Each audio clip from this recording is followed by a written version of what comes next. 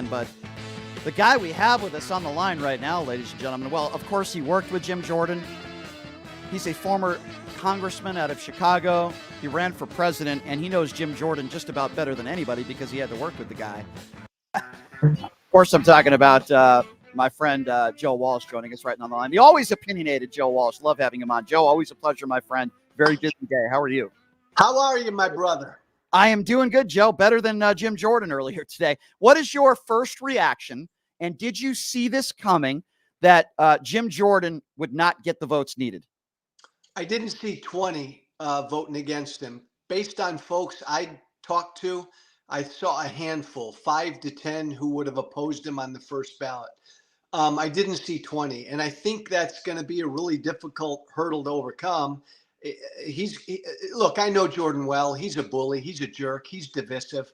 He's going to push for another vote probably later today. And I don't think it'll get much better for him. Why do you think this happened, though? What would be your reasoning behind not expecting? And you're not the only person to say this. There are Republicans on Capitol Hill that didn't see this coming either. Why? Why do you think this happened? Well, because Jordan had made a lot of progress over the weekend. Remember, 55 voted against him last week in the conference. Jordan really whittled that down. And that's not Jordan's strength. That's why I think Jordan would be a really crappy speaker, because he's not kind of a get-along guy with a lot of different people. But he was able to get some big establishment names yesterday to come out for him. So I thought like that's the tide swing in some way. But you know what? I give a lot. And look, not all 20 deserve credit today. Because once there were 4 or 5 against Jordan on the board, then a number of people piled on. But right. I give those people credit, because let's not forget, we're here because Matt Gaetz is an ass. One guy 2 weeks ago, decided to throw the House up into utter chaos, and every Republican in Congress can't stand Gaetz.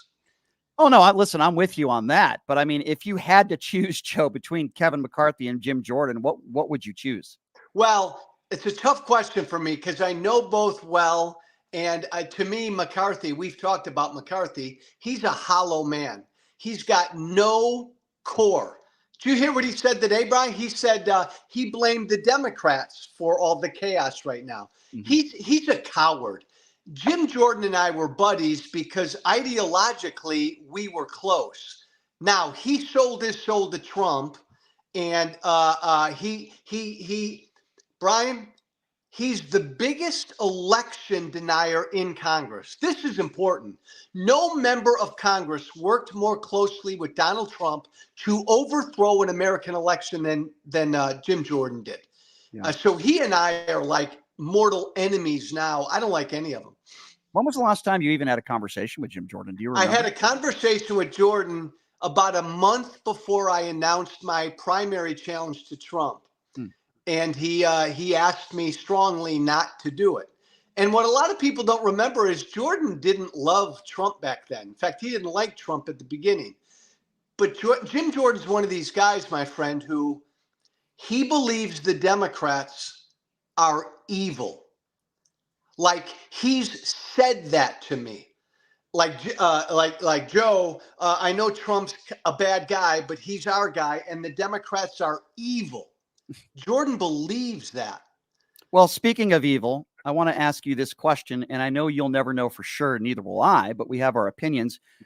Do you believe, I don't know if I've ever asked you this question, do you believe that Jim Jordan enabled children, kids, to be sexually assaulted when he was a wrestling coach? Do you believe them? I've never really commented on that, but Bryce, as best as I followed it, I think it's pretty clear that Jim Jordan knew this abuse was going on and just looked the other way. I think that at best, that's what he did. And that's inexcusable. Right. And we all know the Dominion voting machines and his statements with Rudy Giuliani and many others, and the brown nosing of Donald Trump. And I actually believe that Jim Jordan was a part of the January 6th insurrection in a sense that he might have helped orchestrate it. And the January 6th. Jim Jordan is an insurrectionist. period. Let's not beat around the bush. I mean, Yeah. he is and I say that as somebody who was a good friend of mine. He is an insurrectionist. He tried to overthrow an American election. Now, think about that. The Speaker of the House could be an insurrectionist, but that shouldn't surprise anybody. The leader of the Republican Party in the 2024 nominee is an insurrectionist. That's where this party is right now. It's crazy. And I'm with you 100%. I think that's why Jim Jordan defied the subpoena. He still defied it to this time. So I'm with you. Yeah. If you're just joining us, former presidential candidate and former Congressman Joe Walsh talking about Jim Jordan. Okay, let's go to Sean Hannity for a moment, because Sean Hannity's taken a lot of flack. You and I agree on Sean Hannity. I think he's despicable with what he does on the air every day. But what do you make of this letter that his producer apparently, and Sean Hannity admitted to, sending to all these Republicans out there that they assumed would not be voting for Jim Jordan, essentially putting pressure on these Republicans to vote for Jim Jordan? What do you make of that? Because to me, that's not journalism. You're just bullying people. What do you make of this story? Well, he's not a journalist. Right. I mean, he's, what is he? I don't know. He's never been a journalist. So I don't blame Hannity for doing what he did, pressuring Republicans. I blame Republicans for letting an idiot like Sean Hannity pressure them. Yeah. One Republican today, Brian, I forget who it was, said, let's just vote for Jordan and then we'll get the conservative media off of our back. Huh. Boy, there's a profile in courage. Pathetic. But that's where this party is right now. And, I see the Democrats and their support for Hakeem Jeffries, right? I mean, here's a guy who got more votes than Jim Jordan, right? And the Democrats, while they don't always might agree on everything, they seem to be able to come together and support their own, where it seems like the Republican Party today, based on what we saw just from today alone, is in complete disarray. Yes, but I will tell you this, being in the minority, it's a lot easier to be united when you're in the minority. But having said that, you're right. The Democrats are united, and they've been united ever since Republicans took control of the House. The problem with Republicans is this. MAGA now is my former party. It's not a fringe thing. And most of that caucus is MAGA. And the world, America needs to open up to this. I mean, it's despicable that Jordan might be speaker, but the much more worrisome thing for us is Jordan perfectly reflects where the Republican Party is. Brian, he's an election denier, but you're talking about a party where 80% of the Republican voters still believe Donald Trump won. Jordan reflects that. Absolutely insane. Joe, I haven't had a chance to catch up with you since these tragic Hamas attacks, so I wanted to get your thoughts. It seems like for the most part, Republicans and Democrats agree that Israel is an important ally of ours and we support Israel. Joe Biden going there tomorrow. Yes, you have despicable members of the squad that are anti-Israel and I believe anti-Semitic. And you do have some select few on the far right as well that have said some stupid comments. But for the most part, I think Republicans and Democrats and Americans agree. What do you make of these pro-Palestinian rallies that have happened throughout the country hours after these attacks? And where is your stance on this entire crisis in the Middle East? Free country. In America, you can demonstrate for the Palestinian people. In America, you're free to demonstrate for Hamas. Free country. But if you do, we're free to call you out, condemn you, and demonstrate against you. Mm-hmm. Look, I have always prided myself on being pro-Israel. Brian, if I were 8 years younger, I'd be there right now fighting for that country. I love that country. Wow. What I worry about is this. Islamic terrorists attack Israel. Israel responds, and the useless United Nations and the rest of the world criticizes Israel. That's what's going to happen. It's happening again. So far, Joe Biden's been good. I need Joe Biden to be better.